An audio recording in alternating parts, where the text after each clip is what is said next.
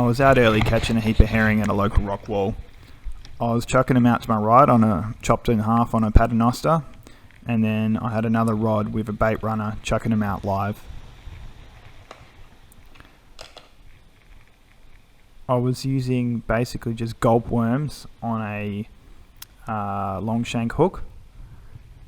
I was using 14-pound line just because I was using a float to get further distance. I was chucking out a lot of burley. My burley was basically just breadcrumbs, olive oil and garlic powder, but it was floating right out, and the herring were probably about, another 10 metres outside of the casting distance of my soft plastic. So I just went with the old blob method. Worked fine. Basically I have the old classic burley float in between, on about 14-pound line in between two swivels so it doesn't move around too much. Then I have about another metre of 14-pound line to a size, I think it's size 4 long shank hook, or it was maybe size 6.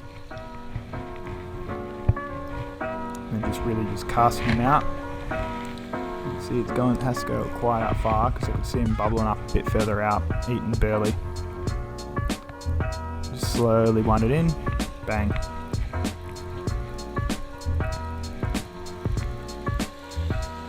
Probably got about 6 in a row just doing this. As soon as the sun really came up, it was really hard with all the blowies because they love gulp worms.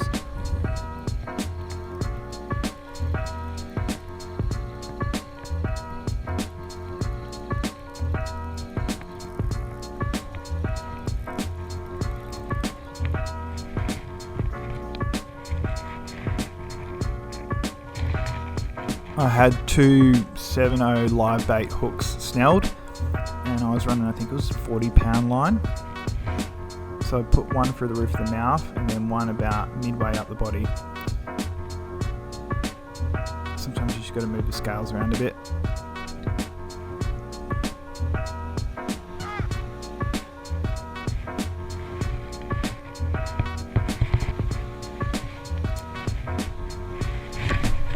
Totally nuffed it. The bloody herring went flying.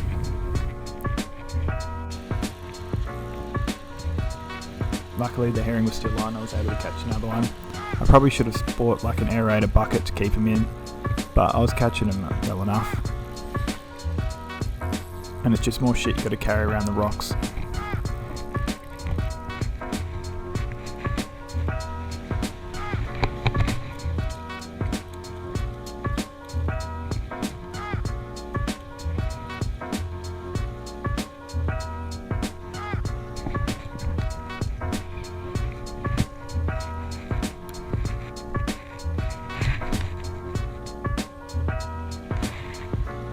This one was unweighted. I had my setup so I could add a sinker to it if I wanted to, but the wind was easterly and taking it out. Unfortunately, I didn't catch any salmon or snapper. I had one run which I assume was a ray, but I wasn't able to stop it anyway. Still a bit of fun catching the herring. I had someone ask how I fillet my fish, so I thought I'd just run through it a little bit. Ran my knife over the steel. I probably should have used a stone because it was still a bit blunt. I'll then make an incision behind the fin there, and then slowly work my way down the backbone.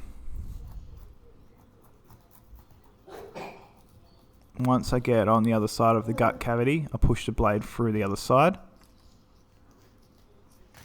then run the blade along the back.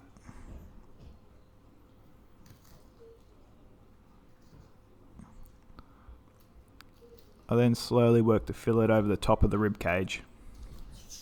This is a much less messier way because you get less guts all over your chopping board as well.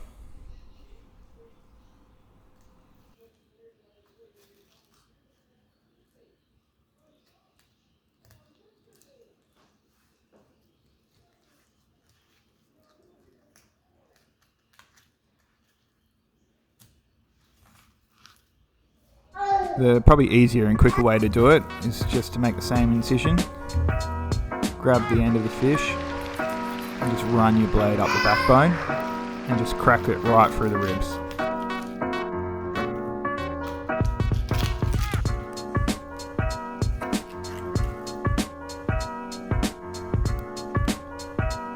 just chop off the rib cage yourself.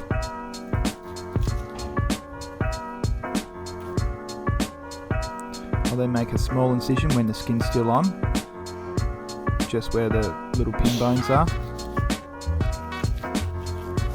Take the skin off. Can then easily pull out that little section there.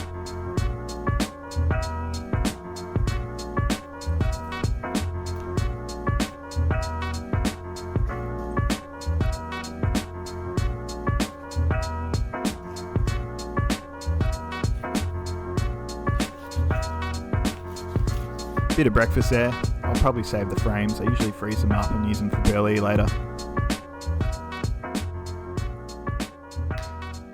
For more fishing tips and Perth Metro catches, please subscribe. Feel free to ask any questions in the comments section.